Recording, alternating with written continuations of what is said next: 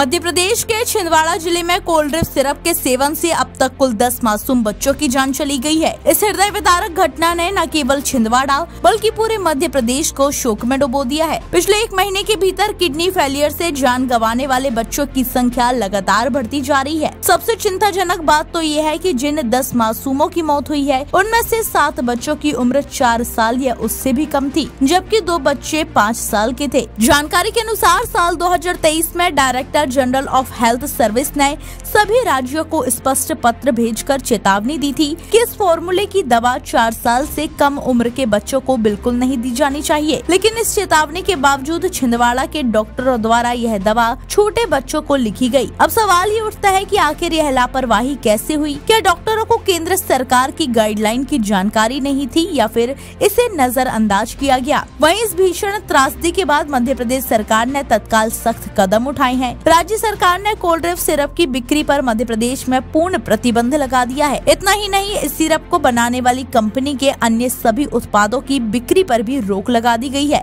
इस घटना के बाद उप मुख्यमंत्री राजेंद्र शुक्ल ने मीडिया से चर्चा करते हुए कहा कि दोषियों को किसी भी कीमत पर बख्शा नहीं जाएगा और उनके विरुद्ध कठोरतम कार्यवाही सुनिश्चित की जाएगी। तो कल देर रात जो रिपोर्ट आई है उसमें 40% से ज्यादा 48% डाईएथिलीन उसमें मिक्स पाया गया है। तत्काल इसको पूरे मध्य प्रदेश में बिक्री के लिए बैन कर दिया गया है।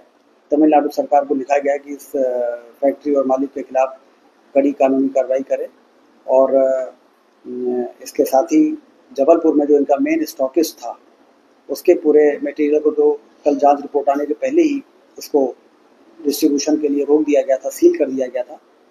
और इसके अलावा और भी जो जांच की रिपोर्ट आनी है वो शाम तक आ जाएगी, जिसमें पानी के सैंपल को भेजा गया था डेयरी के लैब में, और जहां पर पानी में यदि कोई संक्रमण है तो वो उसका पता चल जाए।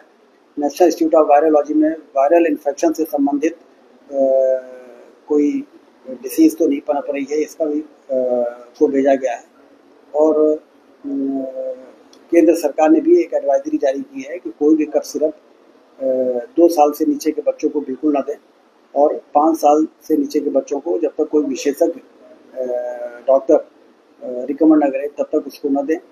ये जो कोल्ड ड्रिंक सिरप है ये गवर्नमेंट सप्लाई के अंतर्गत दवाई नहीं आई हुई थी, ये प्राइवेट दुकानों को में सप्लाई का इसका काम जो था उसमें जो संबंधित ड्रग्स इंस्पेक्टर से लेकर सारे लोग हैं उनको पूरे प्रदेश में अलर्ट कर दिया गया है कि वो इसको जाके देखें कि इस प्रकार के कफ सिरप किसी को मेडिकल स्टोर में दी है तो तत्काल उसको आउट ऑफ सर्कुलेशन करें।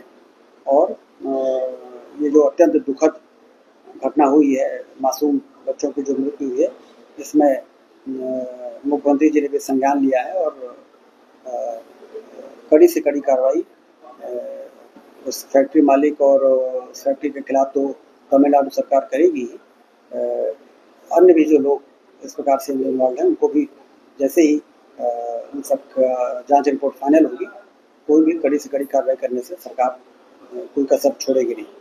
इस पूरे मामले पर परासिया से कांग्रेस विधायक सोहनलाल वाल्मीकि ने एसडीएम को पत्र सौंपकर सरकार से मृत बच्चों के परिजनों को 10-10 लाख की सहायता राशि देने की भी मांग की है।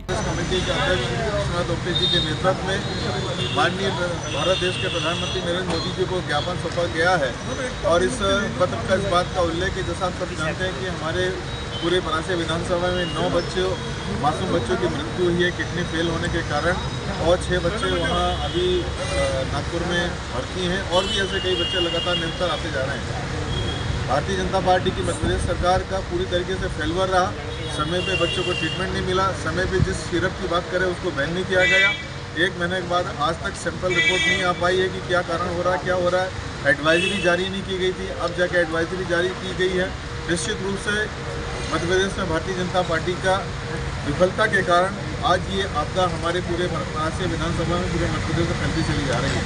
निश्चित रूप से डॉक्टर मोहन यादव मुख्यमंत्री की सरकार इसमें लापरवाही बरती और लापरवाही बरतने के कारण ये स्थिति निर्मित हुई है। तो माननीय प्रधानमंत्री जी को हमने संज्ञान में बात पत्र के माध्यम से डाला है कि मध्य प्रदेश सरकार तो कुछ नहीं कर रही है, भारत सरकार ही कुछ करे और इन बच्चों को जिनके परिजन जो आर्थिक रूप से टूट गए उनको 10-10 लाख रुपए की राशि इनको प्रदान की जाए ताकि आर्थिक इनको मदद मिले। और साथ ही जो बच्चे बीमार पड़े हुए हैं उनको एयर एम्बुलेंस से दिल्ली एम्स हॉस्पिटल में उनका इलाज कराया जाए और उन परिजनों को पूरा ध्यान रखा जाए।